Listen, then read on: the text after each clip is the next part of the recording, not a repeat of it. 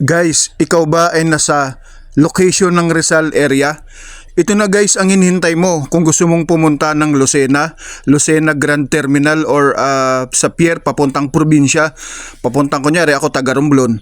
Meron na guys ditong terminal dito katabi ng Manila S Medical Center Hospital. Dito po yan sa Tikling, Taytay, Rizal. Kaya po meron ulit. Sa ano ito, van? So walang oras basta pag dumating, maghintay ng pasahero. Pero usually mga sa umaga, mga anong oras? Alas 6 ng umaga andito na. Tapos kung pagbalik, Ay, hindi ko na po. so wala yung hindi yung kada oras. Ano po? Lucena, tinatanong Oo. Yung biyaheng Lucena, kuya, baka may idea ka? Para sa mga manunod po natin. Yung biyaheng Lucena po, anong oras po ang biyaheng Lucena? Depende sa pasero, alas 6 ng umaga. Alas 6. Sasakay kaya? Opo, kasi taga Romblon po kami. Doon kami sumasakay sa Lucena. Papuntang Romblon. So, alas 6 ng umaga. Araw-araw po yun? Araw-araw. Araw-araw. Ilang van po ang bumabiyahe? Depende. So, sa mga alas 6, Alas 6, unang pila lang yun. unang pila. Yung sumunod na pila, anong oras? Anong oras makakaalis yung first trip? So hintayin mo nang makalis yung first trip Bago, bago sasalang. sasalang naman yung second trip. So tuloy-tuloy lang. Okay. Depende sa pasahero. So depende sa pasahero. Kasi pag umuwi kasi kami ng Romblon, Kailan? so sa Sabado, kunyari, Sabado, araw-araw ang biyahe rito. Para doon kasi, kung magbabatangas pa kasi, medyo malayo pa. Diyan lang bahay namin sa likod. Kaya sinusure ko na yung sa biyaheng Lucena, dito lang sa may Manila East. Katabi ng Manila East Medical Center. No? Tama. So magkano pa masahe dito sa van? 450. Diretso na sa Lucena yon. Sa pier o sa... Sa Grand. Excuse me. Sa Grand. Yung 450 hanggang Grand lang po yun. Grand Terminal ng Lucena. Okay.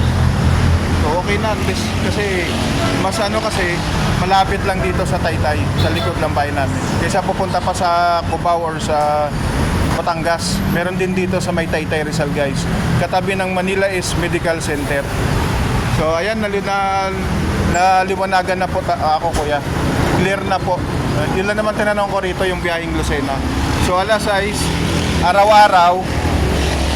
Tapos pag puno na, saka merong ulit darating na van. Pag puno ulit, meron ulit, tatawagan lang. So doon yung ito yung mga upuan ng mga pasahero. Papuntang Lucena. Okay, idol. Thank you, sir. Maraming salamat. Saka guys, yun, malinis. May CR din sila dito guys.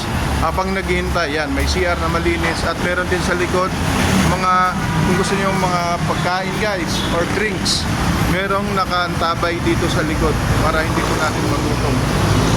Walang magugutom habang naghihintay.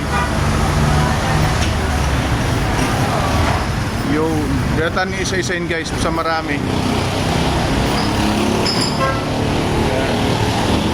Ate, ito, biyaheng Lucena ito, no? Biyaheng Lucena. Kaya tinanong ko sa kasi kami sa Romblon. Sa Romblon. So, from Romblon, doon kami sa pier, sa Lucena, doon ng barko. Kasi kung sa Batangas, medyo malayo pa. Ay, yung bahay namin dito lang sa likod. Kaya nagtanong ako kay kuya kung anong oras yung schedule. Nakaalis na nga daw pagpapana. Saan po ba kayo? Sa Lucena? Ayun. 450 yan sila. Ito yung waiting area po ng mga gustong sumakay po sa Lucena. Okay. Thank you ate. Sa ano to, Kuya Dan Vlog? Sa YouTube. Thank you po. Guys, yung mga nakaparada pala dito papuntang Lucena City Grand Terminal ay van po ito guys. Sana po makatulong. Maraming salamat po and God bless everyone.